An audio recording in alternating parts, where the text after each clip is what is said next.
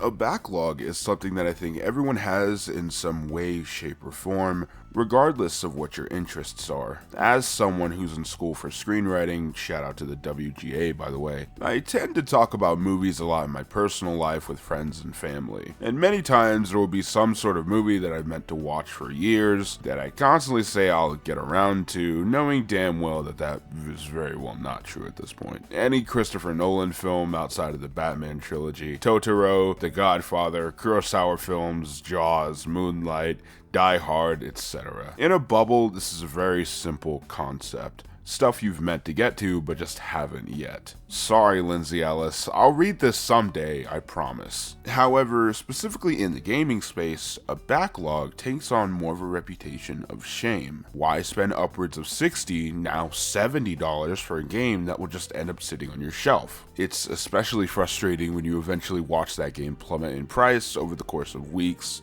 months, and even years. I've watched dozens of videos on gaming backlogs in just the past few months, from Daryl Plays Games to Lewis Rex, Kosuke Nut, Fem Trooper, Throggy, Quality Individual, Sam Tuckman, Crimbo, Just an Average Gamer, and so on and so forth. All of which are great videos that you should go check out after this one. What makes it so interesting is that everyone can come from a different perspective and reach completely different conclusions about the same topic. Maybe the cause of your backlog is FOMO, which is due to capitalism like everything else in the fucking world. Maybe it comes from some sort of class inequality where you only got so many games a year. I too only had about 3 chances to get a game a year, and that's pretty much all I had to play with. Hell, maybe it's Gerard's fault. That was a bit, I promise. I think it's so funny that no matter what happens, I'm just like, it's Gerard, he's behind this. Coincidence? I think not. Personally, I'm in a very unique position since I play games for my own enjoyment, as well as to make videos about them on the internet. And especially as someone who reviews games both new and old, I have lots of difficulty making decisions, and I've ended up using many of the suggestions these creators have made on stopping analysis paralysis in the past year or so, and I think that they've helped a lot, but there's still a twinge of this lingering shame. This disappointment and frustration that comes from looking at my full shelves, both physical and digital, and seeing titles that I've never played. Or titles that I've started, know that I enjoy, but never ended up finishing because I got distracted. Or even games that I've completed and have lots I could say about, and yet, due to fear of failure or some other shit, I've never got around to replaying them and making a video on it. I titled this video Every Gamer's Boogeyman simply because, like it, a backlog is simply a monster of your own creation. To many outside of the space, and even to most in it, this isn't even an issue. They'll never get around to that show that you recommended them, or to that album that looked cool one time that they were in a record store 4 years ago. And that's completely fine. I must remind you that this is definitely a first world problem's first world problem. That's where we are right now. Media of all kinds are made too good and too fast in order for everyone to see all of them. But to those of us who spend hours online looking for the best inexpensive way for your PS2 to not look like shit, our hobby is also bordering on an obsession or a coping mechanism. And as a side effect of that passion, that mere backlog can easily turn into a fucking kaiju. The backlog is a confine that, once your mind ultimately gives credence to, becomes stronger, thus making it a never-ending issue. The Yakuza series turns from a fun franchise of men touching tips into a series of numbers and data. Same with any other big game over like 20 hours. If you're anything like me, then not doing a task you planned on doing causes me to constantly think about it in the back of my head like I got a microchip or some shit. And I'm gonna be fucking honest, it ruins lots of my days. Even just recording this video. I wrote this video about like a week ago.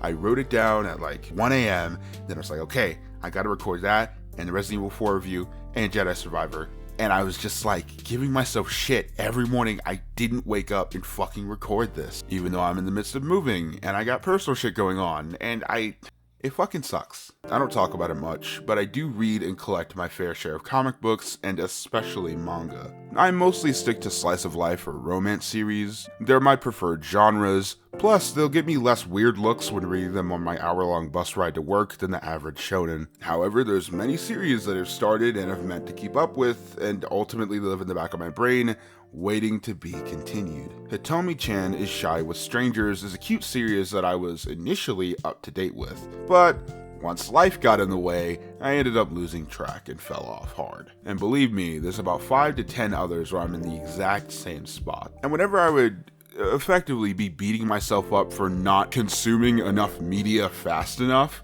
I would always think back to when I finished the entirety of Maison Ikkoku in less than 3 months by reading it at my job. How did I do that? How could I read almost 200 fucking chapters and not read a measly dozen? Or how could I beat Breath of the Wild and not the other Zelda titles I've bought? How could I platinum Resi 3 Remake and not 4? The fact is that in all those cases I was incredibly depressed. In the case of Maison Ikkoku, I was stuck in a dead-end job doing cold call sales in the morning, smack dab in the midst of a pandemic.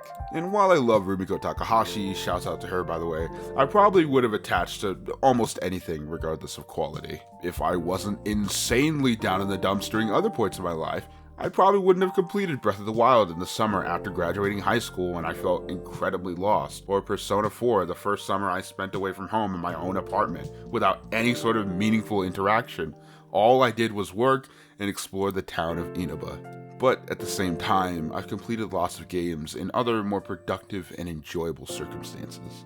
I guess that my point here is that not all media consumption is fun or solely from a place of boredom that needs to be satiated, and said enjoyment of media shouldn't be treated as some sort of milestone or expectation for everything under the sun. Recently, I completed Resident Evil 4 Remake for a review that I'm going to put out very, very soon, 4 times, totaling up to almost 40 hours. I was planning on going for the Platinum Trophy or the Steam equivalent of one, but I eventually stopped after realizing that it was striving for a high expectation, not because I wanted to or because I enjoyed it, but because I wanted to show off that I really did like this game.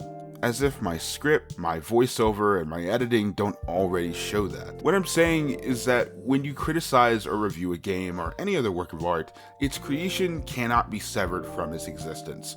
It doesn't exist in a bubble. And the same goes for experiencing said art. That also does not exist in a fucking bubble. Life changes. It's a roller coaster. You can have a year-long plan of videos to make down to the day you release them, and it can easily all crash down on you. It's halfway through the year. I've moved 2, almost 3 times, and I'll probably have to move again come January. And amidst all these personal changes, I've had to go to work, school, and still do everyday things like maintaining relationships. Existing is fucking hard, and yet all I can see is that I've only made 5 videos so far at the time of recording this. I began playing Persona 3 earlier this year, finally, thanks to the remaster. And honestly, it was the only thing keeping me sane for a little bit. But I eventually got distracted by Resident Evil 4 as well as life stuff. And all I could think about is how I didn't keep playing Persona 3 so I could write a perfect video with airtight writing. As if juggling projects mean that you lose the spark and it automatically becomes dead weight. When you feed the fear-fueled beast that is your backlog, you could easily forget the action of enjoying games themselves. I've made the mistake in the past few years of treating games like a job and letting YouTube of all things dictate what I play first. It's something that I've let take control up until recently. Even if you don't review games as a pastime, it can be easy to give into wanting the new shiny thing. Even if that new shiny thing is just a remaster of an old thing. In my opinion, completing games shouldn't feel like checking off a list, but an experience that provides you with some sort of catharsis, or some semblance of emotion outside of joy that you get to move on to the next one. As a fan of games, and as a reviewer, I strive for a fundamentally unachievable goal. That is to have as much context as possible, be it about any and every game that I talk about. And as much as I will play as many games as I can, I will never play every console exclusive, complete every Sonic game or entry in my favorite RPG series, and complete or even play all of the games that I own. It's about being okay and at peace with whether or not I do that.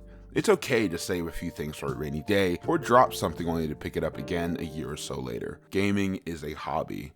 Please just let it be one. Thank you everyone for watching this editorial. This one was a lot more personal, and I think that it needed to be. This is a topic much more rooted in my personal psyche and thought process, and I figured that that was pretty fitting after the hiatus that I put myself on. Big shout out to all the creators I mentioned and featured in this video. If it wasn't for your videos on the backlog, I wouldn't have had the inspiration to make this. Plus, I'd also feel pretty alone in the way that I think about games I haven't gotten around to playing. Anyways, I hope you all enjoyed this video. Don't forget to like, subscribe, and all that jazz. I'll catch you guys next time. Later, kids.